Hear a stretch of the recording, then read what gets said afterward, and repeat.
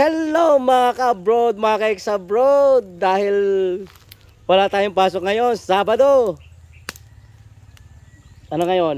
May 11, 2024. Kaarawan namin ngayon sa Tuklong, kaya minabuti nating magluto ng maaga para madala na agad natin sa Tuklong mamaya.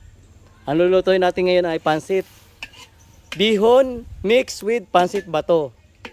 At ngayon nga ay nagpapamantika tayo nagpapalutong tayo ng taba ng baboy. Ayan.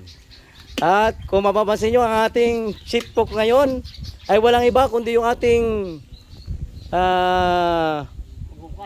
yung maghukay doon sa ating kubo, yung naglalandscape, yung bubong, dala niya lahat. Kaya yan ang napakagaling dito sa amin, sa lugar namin.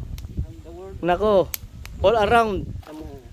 Jack of all trade, master of none, sabi nga. Kailangan ng gatong yan dyan. Ayan o. Ang lulutuin namin ay 4 na kilong pansit. 2 kilong pansit bato at 2 kilong pansit bihon. Wow! Nakita niyo naman mga kabrod, mga ex-abroad oh. Parang ang sarap na. Pag hinalog na hinalog. Nagki-crispy na siya oh. Titigas ang laman niya. Ang ganda. Parang ito palang hahanguin ko na at iuulam ko na sa bahaw na kanin oh. Sarap. Mga kabrod, nilagay natin yung kikiam. Lulutuin din natin muna yan. Piprituhin natin para lumutong-lutong na kaunti at maluto. At pagkatapos yan ay tatanggalin natin sa talyasi. At lulutuin naman natin yon, gigisahin natin yung mga gulay. Yung repolyo at may kasamang carrots. So ayun nga mga kabrod, mga ex-abroad oh. Tinatanggalan natin yung kikiam at saka yung mga taba ng baboy na ating pinamantikaan, pinaluto ng kaunti, tapos saka natin igigisa sa sibuyas at bawang yung gulay. Mga kabrod, okay, ayan, sibuyas. Wow, sabi hindi tinipid, kaya masarap. Huwag nyo pong titipirin yung mga ricado nyo. Yan ang isang lihim ng pagluluto. Walang tipira ng ricado, sabi nga. Kahit medyo mahal, hayaan nyo lang para masarap. Ako, ang bango. Suwabe. Talagang sabi nga ay makaagin-agin sa amoy pa lang itong ating sibuyas at bawang. Pwede na. Go, go, go. Mga kabrod oh, lalagay na yung gulay.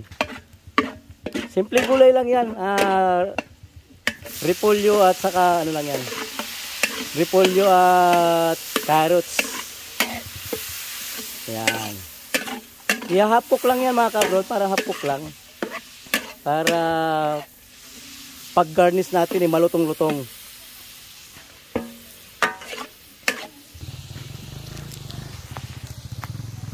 Ayan mga kabrod, lalagyan muna ng pamintang durog. Ayan ang isa sa nagpapasarap sa ginisa, yang paminta. Ayan, okay lang yan. Crack, mas maganda yung crack na ganyan kaysa daw sa pulbos na pulbos.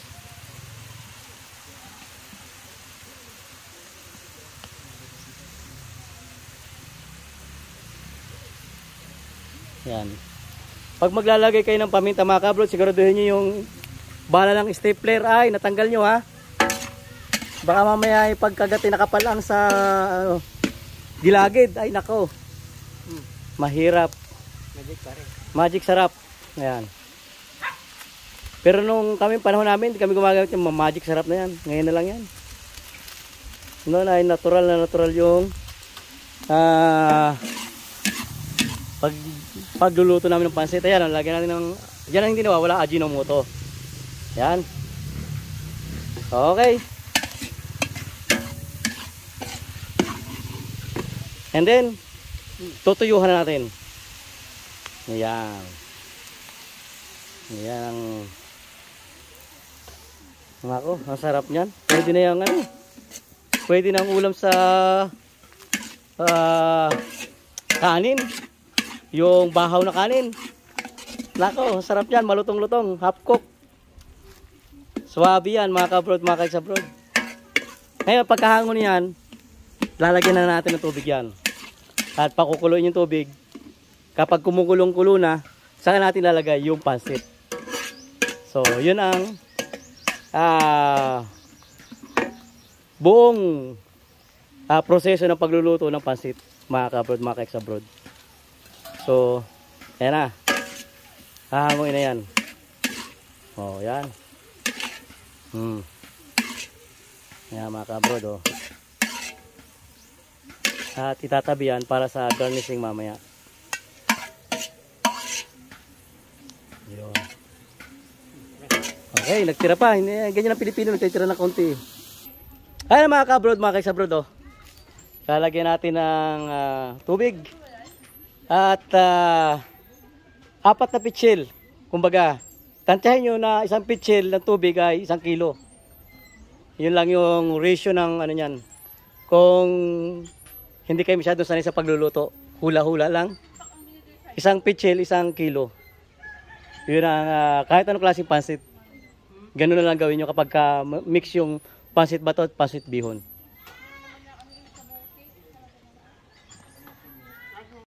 So, ayan na mga kabrod, mga kaiksabrod.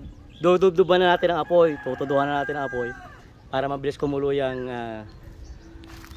tubig natin. Kasi kailangan pag nilalagay natin yung bihon o yung pansit bato, kailangan kulong-kulo yung tubig na yan. Dire-diretso ang kulo niyan. Tapos kapag nailagay na natin, saka natin babawas-bawasan ng konti-konti yung apoy para hindi biglang mawala yung tubig. Hindi matuyo yung tubig.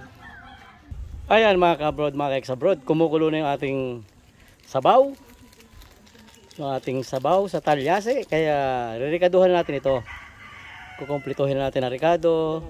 Lalagyan ulit na durog na paminta, ng Silver Swan soy sauce, ng magic sarap, and counting Ajinomoto, and titikman kung okay na lasa. Kapag okay na ang lasa, okay na yung alat, ay saka natin nilalagay yung ating mga pansit. Dalawang klase ng pansit, pansit bato at pansit bihon. Kaya mga kabrod, mga kaiksabrod, ilalagay na natin yung ating pansit bato at pansit bihon. Pero unahin natin yung pansit bato. Yan mga kabrod, oh. Ayun, kulong-kulo yung ating tubig, yung ating sabaw. At ilalagay na natin paikot yung pansit bato. Ayan. Kasi mas matagal maluto yan. Mas matigas yan. At ilalagay na rin natin yung ating pansit bihon, mga ka-abroad. Ayan. Parang ano yan yun, parang tong tawag doon, yung sa mga bee, yung sa mga bubuyog, ano ba tawag doon? Laywan. Parang saray ng laywan. Oh.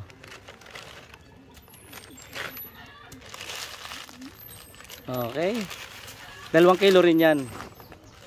Bali isang plastic niyan ay kalahating kilo. Golden bihon.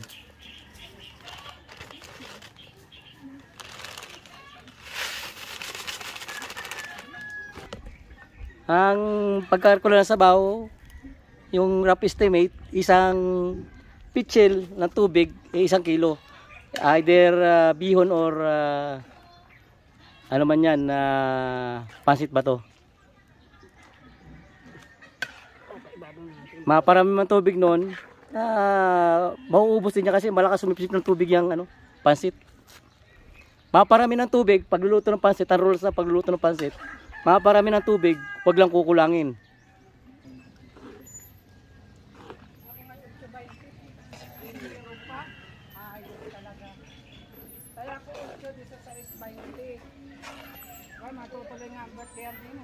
Ang tumama kaninang maga. Naku, layo. Lumabas na yung numero ni Utoy 23 yung kabiyak. So yan mga kabrod, oh. Tamang-tama lang yung sabaw natin, oh. Yung ano, making. Tamang-tamang naubos yung tubig ay naluluto naman yung ating pansit at pansit bato at pansit bihon. Yung bato luto na yan, okay na yan. Ayan, Hindi na yung masip-sip. Ay ko. Okay yan mga kabrod, tamang-tama lang yan. Yung ganyang style ng sabaw. Hindi na dala yung aking pang durog sa dyan ito. Yung sandok na kuwan. Ganyan ang dali. Ando sa kabila. Pagka kayo magpapaluto ng pansit, tawagin nyo lang itong taong ito, kontakin nyo lang ako. At siservisa namin kayo sa ambong panig ng mundo kayo naroroon. Huwag lang yung nasa abroad. Ito talaga veterano ito. Huwag lang yung nasa abroad. Wala round dito kahit sa paggawa ng bahay, paggawa ng balon, paggawa ng mga electric fan, washing machine, appliances, TV. Yung TV nyo may tao. Pag pinanood nyo, drama na lang, aabutin nyo. At ngayon nga mga kabrod, ilalagay natin, igagarnish na natin. Hindi pa igagarnish yan. Ilalagay natin yung kalahati ng ating pang-garnish na yan. Para lumasa. Yan. Para lumasa doon sa kabuuan ng pansit. Yan. Palasahin natin yan. Hahaluin ulit natin yan. Para lumasa. Ayan o. Okay. Kaya pag ako'y kumakain ng pansit, kinukuha ko lang, ibabaw lang. Kasi, etong natirang ito, yan ay panggagarnish natin sa ibabaw para magandang tingnan.